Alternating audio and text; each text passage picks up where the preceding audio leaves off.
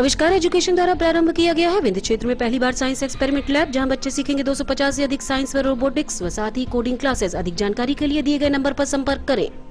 नमस्कार, रीवा 24 न्यूज में आपका स्वागत। मैं हूं रीति। आइए देखते हैं क्या है आज की प्रमुख खबरें। चैत्र नवरात्र का पर्व आरंभ, मंदिरों में श्रद्धालुओं की भीड़। साथ ही 2 की रात चांद दिखने से 3 अप्रैल से इबादत का पाक महीना रमजान शुरू। बहुचर्चित रेप कांड में 4 आरोपी को गिरफ्तार कर भेजा गया जेल। बुलडोजर मामा के आदेश के बाद एक और बड़ी कार्यवाही, गिराया गया अपराधी का मकान। और शांति विहार कॉलोनी में शराब का महिलाओं ने किया विरोध। इन खबरों को आगे हम विस्तार से देखेंगे। झूलेलाल जयंती के उपलक्ष्य में बाइक रैली निकाली गई। चैत्र शुक्ल द्वितीया से सिंधी नववर्ष का आरंभ होता है। इसे चेटीचंड के नाम से भी जाना जाता है। चैत्र मास को सिंधी में चैट कहा जाता है और चांद को चंड, इसलिए चेटीचंड का अर्थ हुआ चैत्र का चांद। इस बार यह पर्व 7 अप्रैल रविवार को है। सभी त्योहारों की तरह इस पर्व के पीछे भी पौराणिक कथाएं हैं। चेटीचंड को अवतारी युग पुरुष भगवान झूलेलाल के जन्म दिवस के रूप में जाना जाता है। उनका जन्म सद्भावना और भाईचारा बढ़ाने के लिए हुआ था। पाकिस्तान के सिंध प्रांत से भारत के अन्य प्रांतों में आकर बस गए हिंदुओं में झूलेलाल को पूजने का प्रचलन ज्यादा है। उपासक भगवान झूलेलाल को उदेरोलाल, जिनपीर, लाल साईं, पल्लेवारो आदि नाम से पूजते हैं। भगवान झूलेलाल जी को जल और ज्योति का अवतार माना गया है, इसलिए लकड़ी का मंदिर बनाकर उसमें एक लोटे से जल और ज्योति प्रज्वलित की जाती है और इस मंदिर को श्रद्धालु चेटीचंड के दिन अपने सिर पर उठाते हैं, जिसे बैराणा साहब भी कहा जाता है।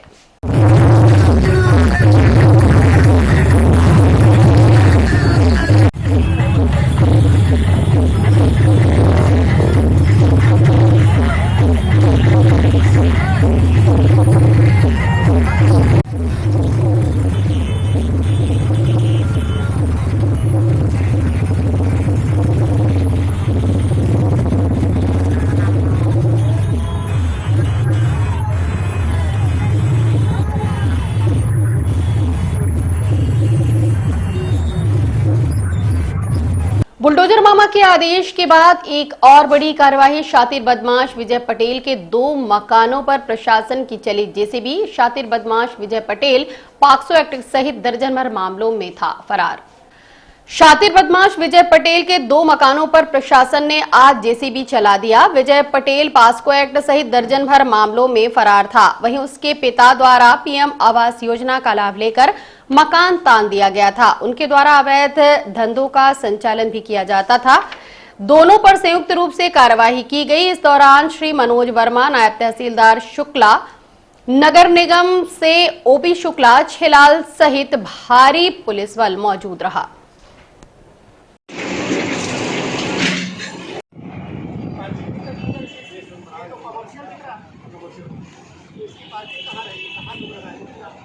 आज ये कार्रवाई की जा रही है गिराने की, क्या पूरा मामला था, किस तरह की शिकायत मिली? इसकी शिकायत ये है कि ये गलत जानकारी देके प्रधानमंत्री आवास का स्वीकृत करा लिया था, जबकि ये सक्षम थे। इसके प्रधानमंत्री आवास ग्राउंड फ्लोर बना लिया, पैसे लेके 2 लाख रुपए इनको मिला है, उसको निरस्त कर दिया गया है जब ये संज्ञान में आया। और इनको रिकवरी की नोटिस भी दी गई है कि जो 2 लाख रुपए इन्होंने गलत जानकारी के आधार पर प्राप्त कर लिया है, नगर निगम में वापस जमा करके रसीद प्राप्त करें, नहीं तो उसको रेवेन्यू रिकवरी की नियम से इनको रिकवर किया जाएगा। अब रहा ऊपर का निर्माण, इन्होंने कोई बिल्डिंग परमिशन नहीं ली, अपने मन से इन्होंने पूरा बना लिया। पहले भी एक आध बार इनको रोका गया था, तो मौके पर आके काम रोका गया था, लेकिन उन्होंने न माना और पूरा बना लिया है। तो ये अवैध निर्माण है, एक्चुअली बिना परमिशन के निर्माण है। बिना ये इंद्रलाल पटेल के नाम से है। अब ये आपराधिक प्रकरण की जानकारी हम नहीं दे पाएंगे, पुलिस विभाग बताएगा आपको। सर, एक आरोपी था जिसके एक घर गिराने कार्रवाई हो रही, क्या पूरा मामला है? एक आरोपी हैं विजय पटेल, पिता इंद्रलाल पटेल। इनके खिलाफ एक थाने में 12 अपराध पंजीबद्ध हैं, जिसमें महिलाओं से छेड़छाड़, अवैध हथियार, मादक पदार्थों के कार्रवाई, लोगों को धमकी देना, लोगों के घरों में घुसकर बलात्, गुंडागर्दी करना नगर निगम के द्वारा ये चिन्हित किया गया है, जिस पर यह कार्रवाई अतिक्रमण गुंडा ध्वस्तीकरण के अंतर्गत कार्रवाई जारी है। कितने अपराध दर्ज है सर? एक कोतवाली थाना क्षेत्र में 12 अपराध मिले, अन्य थानाओं में और अभी जानकारी ली जा रही है। 12 अपराध कोतवाली के पाए गए हैं और इसमें 354 के भी अपराध हैं, जिसमें महिलाओं से छेड़छाड़ पास्को एक्ट में फरार है। पास्को एक्ट में वर्तमान में फरार है। और जो मकान बनाया गया है ये भी, इसमें भी मादक पदार्थों का तस्करी के संबंध में जानकारी प्राप्त हुई थी। सभी आरोपी गिरफ्तार हो गए। आरोपी वर्तमान में पास्को एक्ट में फरार है। लैंड पे जो हिस्सा बना हुआ है उसको रिमूव किया जाएगा और अदरवाइज भी पार्किंग वगैरह के इशू जिसमें है उसको भी देखा जा रहा है। सर अभी सीएम का मिशन दस्तों का वोट चल रहा है अपराधियों के खिलाफ, तो इसमें तो कहीं देखिए, जो इस तरह के अपराधी हैं जिन्होंने जघन्य अपराध किए हैं, विशेषकर उनकी संपत्तियों को चिन्हित किया जा रहा है, लेकिन उसमें जो गवर्नमेंट लैंड पे है और जिसमें निर्माण की अनुमतियां नहीं है उन्हीं को किया जा रहा है। जो सही तरीके से बने हैं उनके ऊपर कोई कार्रवाई नहीं की जाएगी। अभी तक निरीक्षण क्या पाया गया, क्या गया? जो टीम है नगर निगम की, एमपीईबी की, पीडब्ल्यूडी की और रेवेन्यू की, वो अपना काम कर रही है और जो निष्कर्ष आएगा उसके आधार पर कार्रवाई।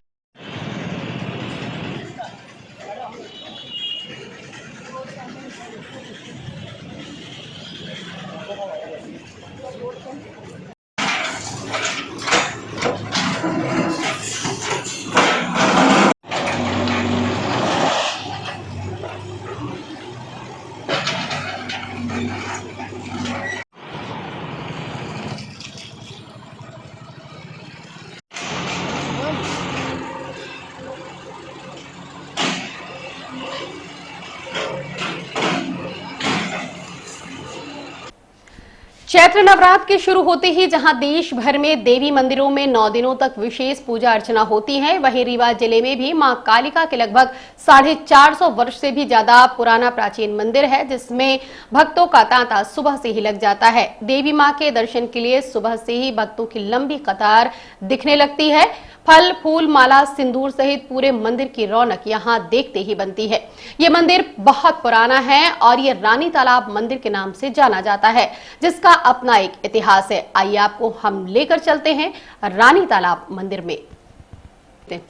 रानी तालाब मंदिर के प्रति लोगों की बड़ी आस्था है। आस्था के केंद्र इस प्राचीन मंदिर में स्थापित मां कालिका का अपना अलग महत्व है।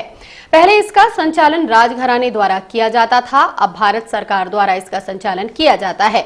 इस मंदिर से जुड़े कुछ रोचक तथ्य भी हैं। यहाँ के सिद्ध पीठ मां कालिका का नाम यहाँ के विशाल तालाब रानी तालाब की देवी के रूप में भी जाना जाता है। इनका नाम रानी तालाब क्यों पड़ा, वो हम आपको आज बताते हैं।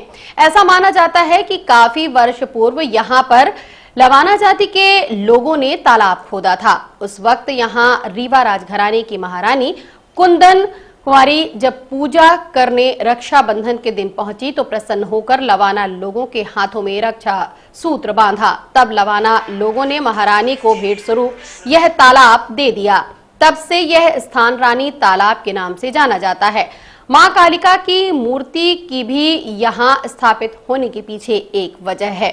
वह ये है कि कई वर्ष पूर्व राजा प्राज्ञ देव के समय इस मूर्ति को लवाना लोग अपने साथ लेकर आ रहे थे। ऐसा कहा जाता है कि देवी मां की मूर्ति ने ये कह दिया था कि जहां मुझे एक बार स्थापित कर दिया जाएगा वहां से मैं उठूंगी नहीं। और लवाना लोगों को यह बात ध्यान से उतर गई और वो लोग मूर्ति को बैलगाड़ी में लिए हुए थे और यहां रुककर आराम करने की सोचा और खाना बनाकर खाने लगे और सो गए।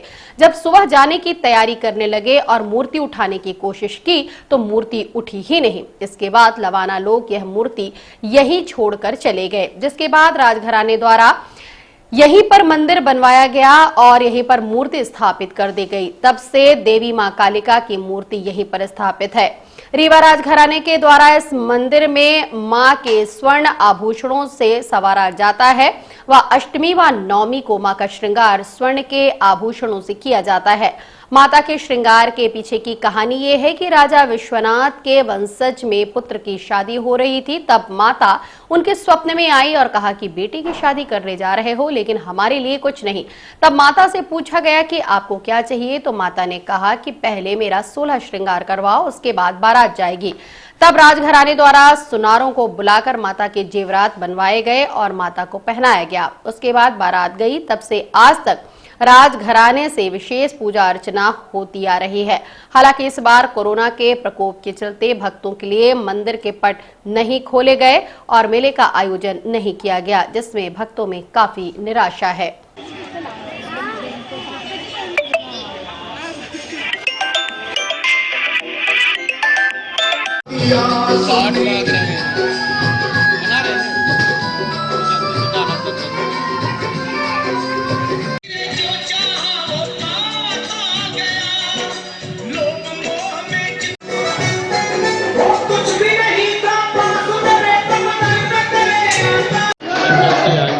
देखिए, ये तो रीवा का रानी तालाब माँ काली शक्तिपीठ के रूप में जाना जाता है, जिससे कि राजवाड़ों द्वारा इसका पहले संचालन होता था। आज जो है तो ये जो मूर्ति की बात है कि रीवा में रानी तालाब मूर्ति कैसे आई, ये लगभग 450 वर्ष पुरानी बात है।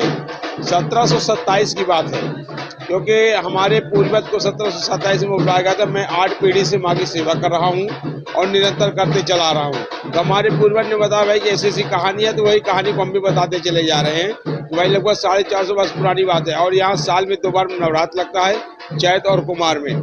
माई के यहाँ जो है स्वर्ण का श्रृंगार, अष्टमी और नवमी को स्वर्ण का श्रृंगार होता है, जो 16 श्रृंगार के रूप में जाना जाता है।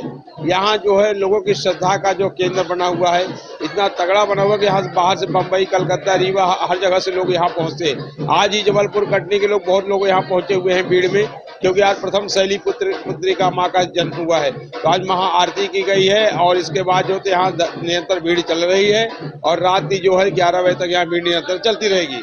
और यहाँ आस्था केंद्र और यहाँ जीप भी चाहते हैं, बकरे भी चाहते हैं, ये सब माई के यहाँ चाहते हैं। मूर्ति किसके द्वारा लाई गई? मूर्ति जो लवानों द्वारा लाई गई थी, लवानों द्वारा लगाई थी, जो लवानों द्वारा व्यापारी कहलाते थे पहले जमाने में। तो वो जो थे मूर्ति इमली के पेड़ के बाद छोड़ के चले गए। इसके बाद जो तो राजाओं द्वारा इसके निर्माण करा गया। रमजान मुबारक का चांद नजर आ गया। आज से होगी तरावीह, कल से पहला रोजा। जहां 2 अप्रैल यानी आज से चैत्र नवरात्र की शुरुआत हुई है, वहीं 2 की रात चांद दिखने के बाद 3 अप्रैल से इबादत का पाक महीना रमजान भी शुरू हो जाएगा। दोनों समुदाय के लोगों ने इसके लिए तैयारियां कर ली हैं। कोरोना की पाबंदियों के चलते बीते 2 साल से एक तय सीमा में ही लोग धार्मिक स्थलों तक जा पा रहे थे। इस बार संक्रमण के मामले नियंत्रित देख लोगों में काफी उत्साह दिखाई दे रहा है। ऐसे में मस्जिदों में अब की भीड़ की उम्मीद है। लगातार यह दूसरा मौका है जब दोनों समुदाय के पर्व एक साथ पड़ रहे हैं। इससे पहले 19 मार्च को शबे बारात और होली भी एक साथ मनाई गई थी।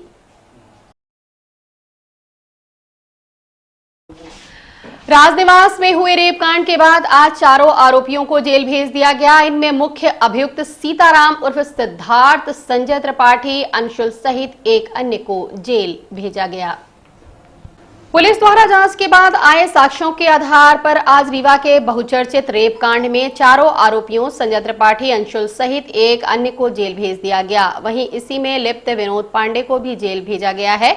इस संबंध में रीवा एसपी नवनीत भसीन से हमने बात की। उन्होंने क्या जानकारी दी, आप खुद सुने।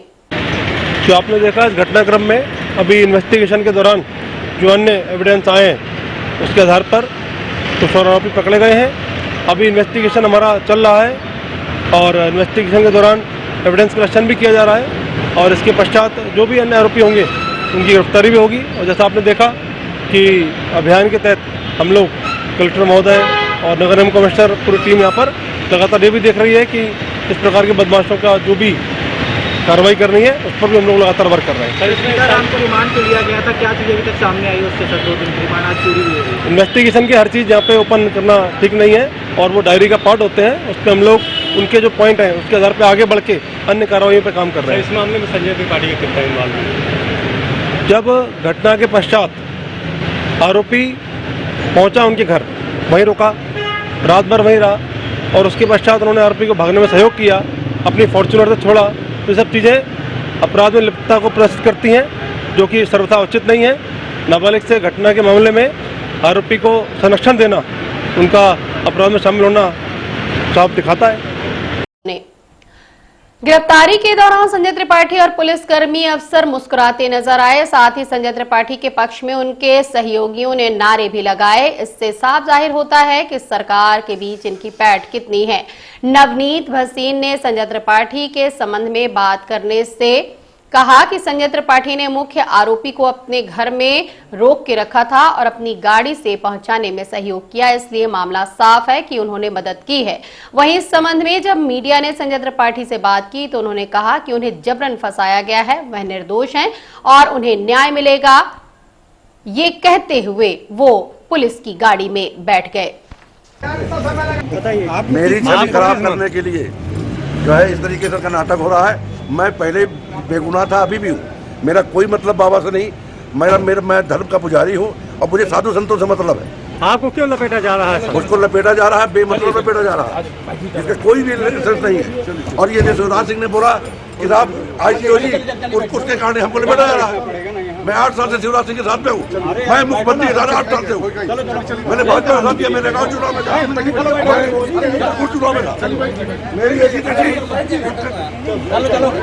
मैं निर्दोष हूँ, मैं निर्दोष हूँ, मैं निर्दोष हूँ। झूठा झूठा, मैं आत्महत्या कर लूंगा, जल्दी फंसे में समा जाऊँ। मुझे झूठा पता जा रहा।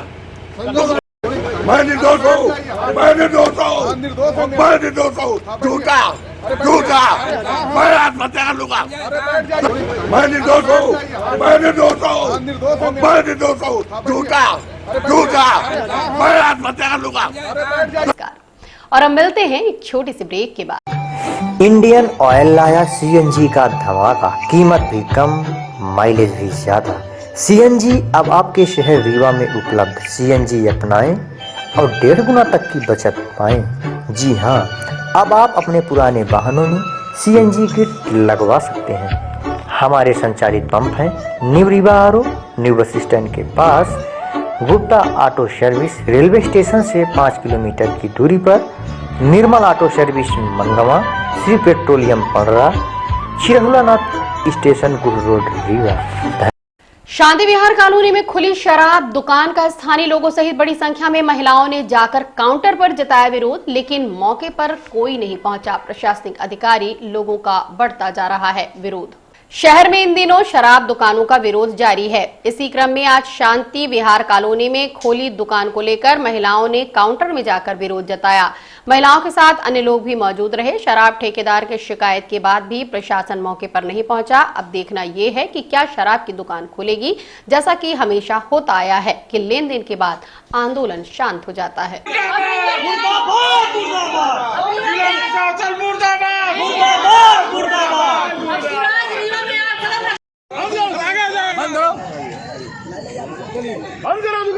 चलिए ये वीडियो